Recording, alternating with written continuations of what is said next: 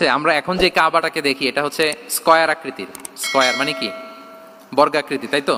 তো সাইয়েদনা ইব্রাহিম আলাইহিস সালাম যে কাবা নির্মাণ করেছিলেন এটা কিন্তু এরকম কিউব ছিল না, ওইটা ছিল রেক্ট্যাঙ্গেল। রেক্ট্যাঙ্গেল ছিল, মানে আয়তাকৃতির ছিল, এরকম লম্বা। মক্কা বিজয় হয়েছে কত হিজরিতে? অষ্টম হিজরিতে যখন মক্কা বিজয় হলো তখন রাসূল সাল্লাল্লাহু আলাইহি ওয়াসাল্লাম আম্মাজান আয়েশার সাথে গল্প করছিলেন আর বলছিলেন, আয়েশা, লাউলা হাদাসাতু আহদি কওমিকা বিল কুফরি লানাকাতুল কাবাতা ওয়ালা জাআলতুহা আলা আসাসি ইব্রাহিম। আয়েশা, তোমার এই মক্কাবাসী, তোমার এলাকার লোকজন যদি একটা কেওস সৃষ্টি না করতো তাহলে কাবার যে আসল শেপ, আমি ওই আসল শেপে এটাকে ফেরত নিতাম, কিন্তু নিতে গেলে এখন একটা ঝামেলা বাঁধবে, এজন্য নিব না। ব্যাপারটা হচ্ছে আমরা এখন যে কাবাটাকে দেখি এটা হচ্ছে স্কয়ার আকৃতির। স্কয়ার মানে কি? বর্গাকৃতি, তাই তো? বর্তমান কাবা কোন আকৃতির বলেন তো? একটা বড় কিউবের সাইজ না? দূর থেকে দেখলে মনে হয় একটা বড় কিউবের সাইজ, কিউবের আকৃতি মানে স্কয়ার, চতুর্ভুজ। কিন্তু সাইয়েদনা ইব্রাহিম আলাইহিস সালাম যে কাবা নির্মাণ করেছিলেন এটা কিন্তু এরকম কিউব ছিল না, ওইটা ছিল রেক্ট্যাঙ্গেল। রেক্ট্যাঙ্গেল ছিল, মানে আয়তাকৃতির ছিল, এরকম লম্বা। এই যে এই টেবিলটা যেরকম, টেবিলের যে শেপ এরকম ছিল, এরকম লম্বা কাবা ঘর ছিল আয়তাকৃতির। কিন্তু এখন এটা কমে স্কয়ার আকৃতির হয়ে গেছে।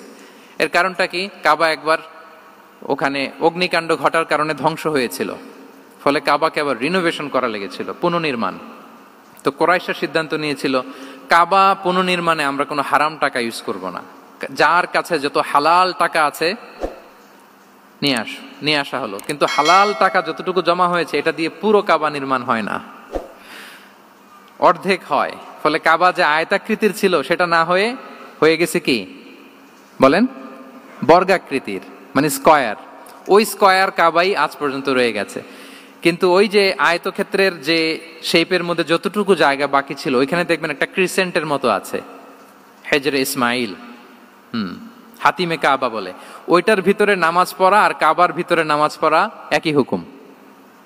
ওইটার ভিতরে নামাজ পড়া আর কাবার ভিতরে নামাজ পড়া কি একই হুকুম। ফলে ওই হাতিমের ভেতরে ফরজ সালাত আদায় হয় না, নফল সুন্নাত পড়া যায়।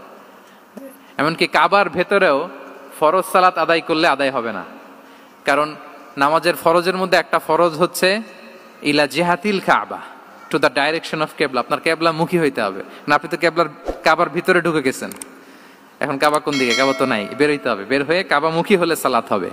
I think you got the point. তো তাহলে রাসূল সাল্লাল্লাহু আলাইহি ওয়াসাল্লামের উইজডম বা প্রজ্ঞাটা এখানে দেখেন। আম্মাজান আয়েশা রাদিয়াল্লাহু তাআলা আনহাকে উনি বললেন যে, আয়েশা, মক্কা তো বিজয় হলো, মক্কার কন্ট্রোল তো এখন আমার হাতে।